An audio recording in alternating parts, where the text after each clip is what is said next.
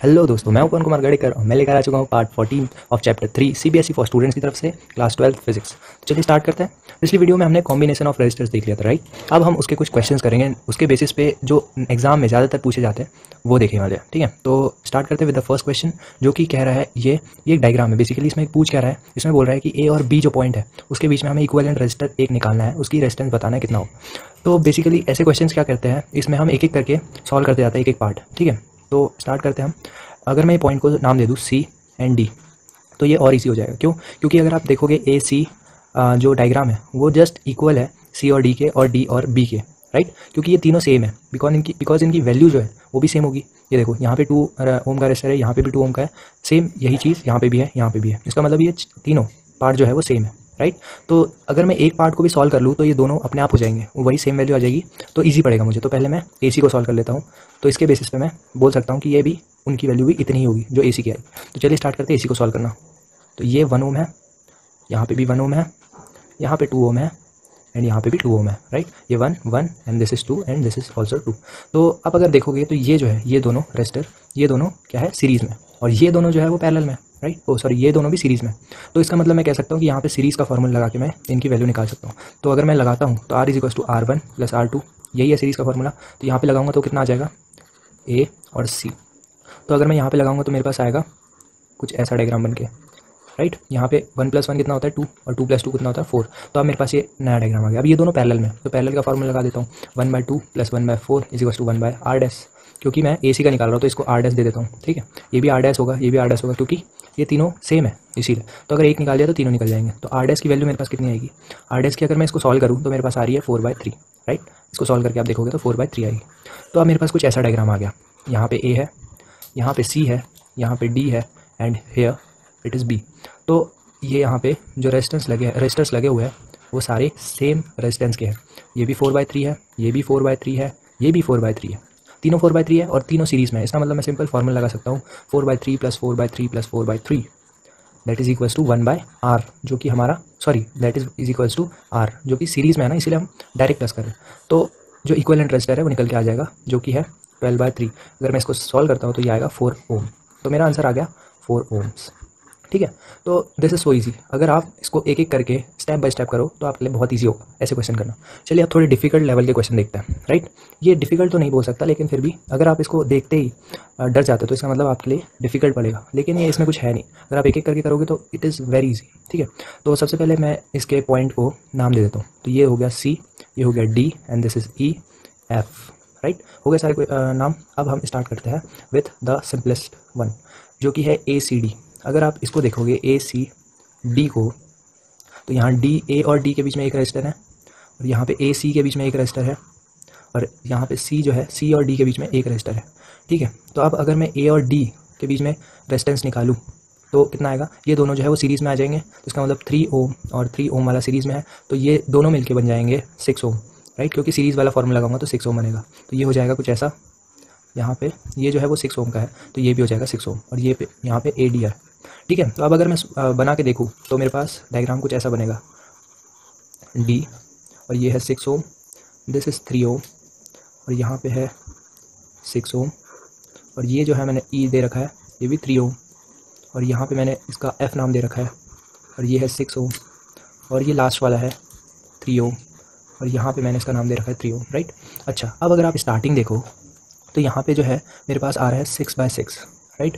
यहाँ पे 6/6 आया, सॉरी ये ए डी जो है अभी अपन ने सॉल्व नहीं किया, तो ये कुछ ऐसा होगा, यहाँ पे 6, ठीक है। तो अगर आप यहाँ ध्यान से देखो ए डी को अगर मैं सॉल्व करता हूँ तो 1/6 + 1/6 = 1/r डैश, जो कि होगा ए डी का रेजिस्टेंस।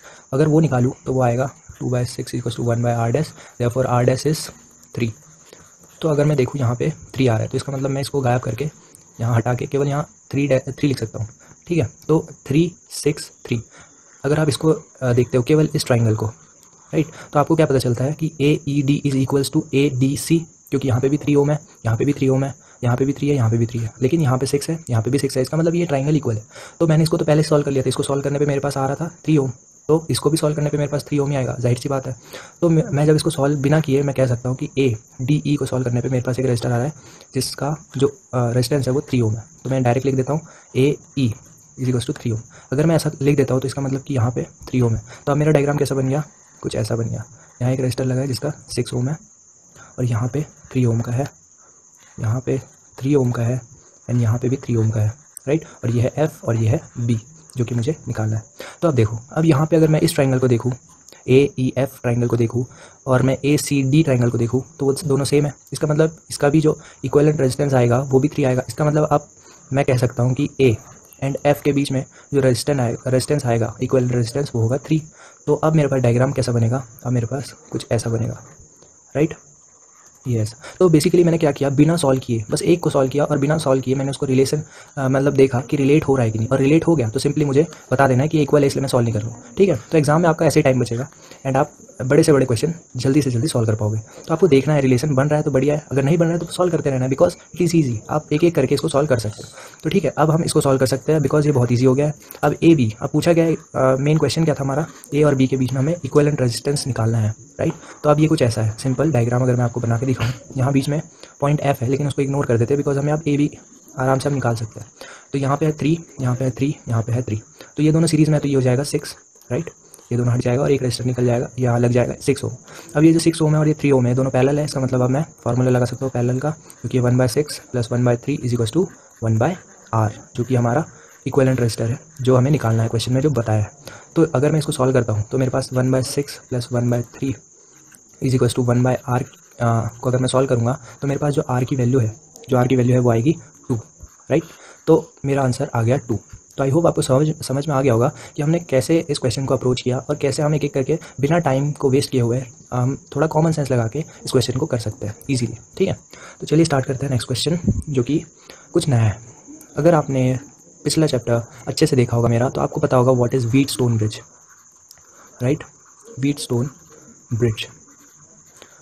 ब्रिज मैंने आपको कैपेसिटर एंड कैपेसिटेंस चैप्टर में पढ़ाया था, जो कि कहता है, अगर आपको नहीं पता तो मैं रिवाइज कर देता हूँ, ये है ए, ये है पॉइंट बी, और अगर यहाँ एक ये कैपेसिटर की जगह रजिस्टर लगा रहा हूँ मैं, तो यहाँ एक रजिस्टर है, यहाँ एक और रजिस्टर है, यहाँ एक और रजिस्टर है और बीच में एक रजिस्टर है। तो आप इसको सॉल्व कैसे करोगे, तो बहुत मुश्किल हो गया क्योंकि ये सॉल्व होगा नहीं। तो कैपेसिटर पे भी यही प्रॉब्लम आ रही थी क्योंकि वहाँ पे भी पैरेलल और सीरीज़ कॉम्बिनेशन ही सॉल्व होते थे, यहाँ तो कुछ ऐसा दिख नहीं रहा। तो उसमें क्या था, अगर ये सपोज R1 है, R2 ये है, R3 ये है, R4 ये है और ये R5 है, तो अगर मैं कहूँ कि R1/R2 is equals to R4/R3 हो गया, तो मैं कह सकता था कि ये पोटेंशियल, ये C है पॉइंट, ये D पॉइंट है, तो मैं कह सकता था CD पॉइंट के बीच में जो पोटेंशियल होगा वो 0 होगा, इसका मतलब R5 जो होगा वो 0 होगा, कह सकता था मैं। तो यही चीज़ व्हीटस्टोन ब्रिज है। तो आई होप आपको ये समझ में आ गया होगा। ये किसी भी चीज़ पे अप्लाई हो सकता है, भले ही रजिस्टर हो, कैपेसिटर हो, इंडक्टर हो, कुछ भी हो, ये अप्लाई होगा। तो Wheatstone bridge is universal for all the devices, ठीक है। तो R5 0 होगा, तो यहाँ मैं क्या लगा सकता हूँ, अगर आप इसको ध्यान से देखो तो आपको ये व्हीटस्टोन ब्रिज ही दिखेगा। कैसे देखो, अगर मैं ए पॉइंट को इधर खींच के ऐसे लाऊं, तो सपोज ये ए पॉइंट है, ये बी पॉइंट है, तो आपको दिखेगा कि ये कुछ ऐसा बनेगा 1 1, और यहाँ बी जो है यहाँ पे भी 1 है, और ये यहाँ पे भी 1 है, और यहाँ पे बीच में 1 है। ये जो बीच वाला आपको दिख रहा है ना, ये 1 है, ये बीच वाला है, बाकी ये जो है साइड वाला है, ये भी साइड वाला है, ठीक है। तो इसका मतलब मैं बोल सकता हूँ कि ये व्हीटस्टोन ब्रिज है, because 1/1 is equals to 1/1, we all know, ठीक है।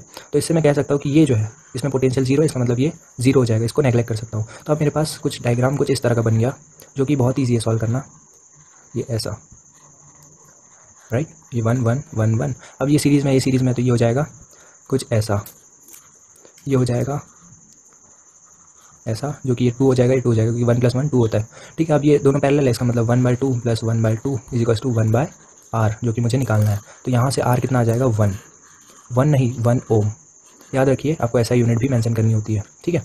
तो 1 ओम, तो मेरे पास आंसर आ गया 1 ओम।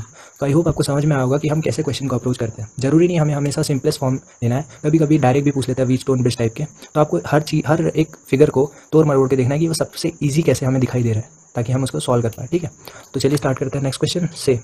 तो नेक्स्ट क्वेश्चन करने से पहले आपको पहले एक चीज़ जानना है जो कि नया है, जो है डेल्टा स्टार ट्रांसफॉर्मेशन।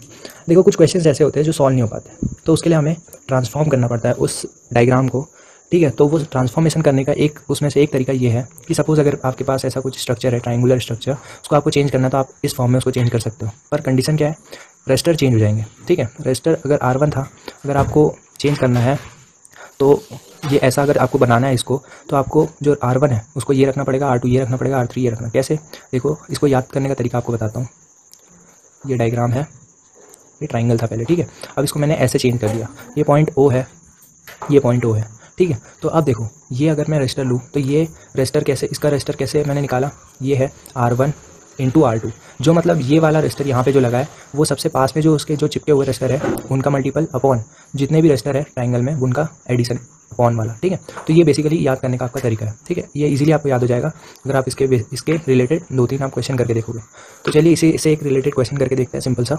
देखो, अब आपको ये देखने में व्हीटस्टोन ब्रिज लग रहा होगा, बट इट इज़ नॉट, क्योंकि 2/1 इज़ नॉट इक्वल्स टू 1/2। आप सभी जानते होंगे, क्योंकि 2/1 इज़ नॉट इक्वल टू 1/2, तो इसलिए ये व्हीटस्टोन ब्रिज तो नहीं है। इससे हमें ये पता चल गया।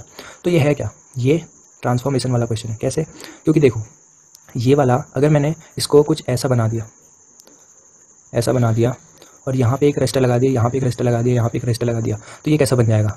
ये पॉइंट A है, ये पॉइंट B, सॉरी ये पॉइंट B है, ये पॉइंट C है, ये पॉइंट D है, ये पॉइंट O है, ठीक है। तो अब ये कुछ ऐसा बन जाएगा, A यहाँ पे रजिस्टर लगा हुआ है जो कि 2 ओम का है, यहाँ पे नया रजिस्टर आ गया जो कि हम बनाने वाले हैं, ठीक है।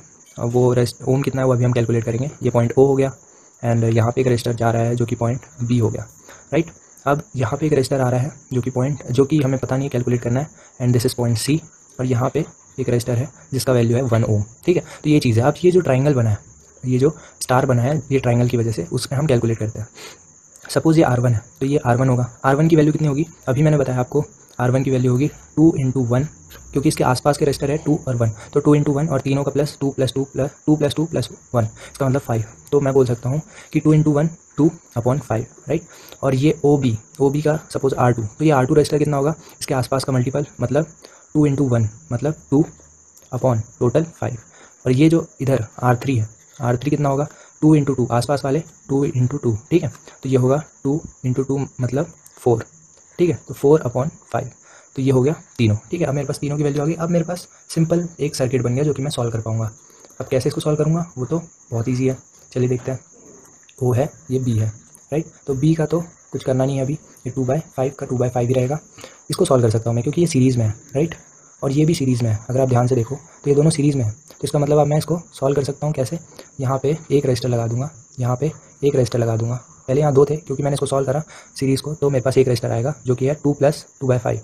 2 + 2/5 अगर मैं करता हूँ तो मेरे पास आएगी 10 12/5, राइट। तो 12/5 ओम का एक रजिस्टर आया। यहाँ नीचे अगर इसको सॉल्व करूँगा तो ये आएगा 9/5, क्योंकि 1 + 4/5 होता है 9/5, राइट। तो ये दो मेरे पास पैरेलल रजिस्टर आ गए। अब 12/5 पैरेलल है 9/5 के, ठीक है, पैरेलल में है। तो इसको सॉल्व करने का तरीका है 1/12/5 + 1/9/5, sorry 9/5 is equals to 1/r dash, ठीक है। तो मेरे पास जो r डैश है, अगर मैं इसको देखूँ, एक minute, just a second, sorry, हाँ, तो मेरे पास r डैश था, ठीक है। ये मेरे पास O and this is B, right. तो मेरे पास r डैश जो है वो आएगा मेरे पास 36/35, राइट। और अगर आप इसको सॉल्व करेंगे, आप अगर ये पूरी इक्वेशन को सॉल्व करोगे तो r डैश आपके पास 36/35 आएगा, एंड 2/5 आपके पास ऑलरेडी बचा हुआ है। तो अब आप जानते हो ये दोनों सीरीज़ में है, राइट, ये दोनों सीरीज़ में है, तो आप इसको ऐड कर दोगे, सिंपल है। तो मेरे पास जो इक्विवेलेंट रजिस्टर आ गया वो आ गया 36/35 प्लस 2/5। तो अगर आप इसको सॉल्व करते हो तो आपके पास जो इक्विवेलेंट रजिस्टर आ गया, इक्विवेलेंट रजिस्टर की वैल्यू आ गई 10/7 ओम, राइट। तो आई होप आपको समझ में आएगा मैंने कैसे सॉल्व किया इसको। आप बस सिंपल एक एक स्टेप को फॉलो करो तो आपको समझ में आ जाएगा ये हम कर कैसे रहे, ठीक है। तो आपको समझ में आया होगा कैसे हमने किया। पहले हमने क्या किया था, पहले हमने सिंपल देखा, डायग्राम को समझा कि हो सकता है कि नहीं, और फिर व्हीटस्टोन ब्रिज जैसा लगा, व्हीटस्टोन ब्रिज अप्लाई करके देखा, नहीं हुआ। देन हमने क्या किया, इसको ट्रांसफॉर्म किया। ट्रांसफॉर्म करने से हमें एक सिंपल डायग्राम मिला जो कि सॉल्व हो सकता था, सॉल्व हुआ, और हमने एक एक स्टेप करके सॉल्व किया, and then we got the answer, simple. चलो मिलते हैं अगली वीडियो में, थैंक्स।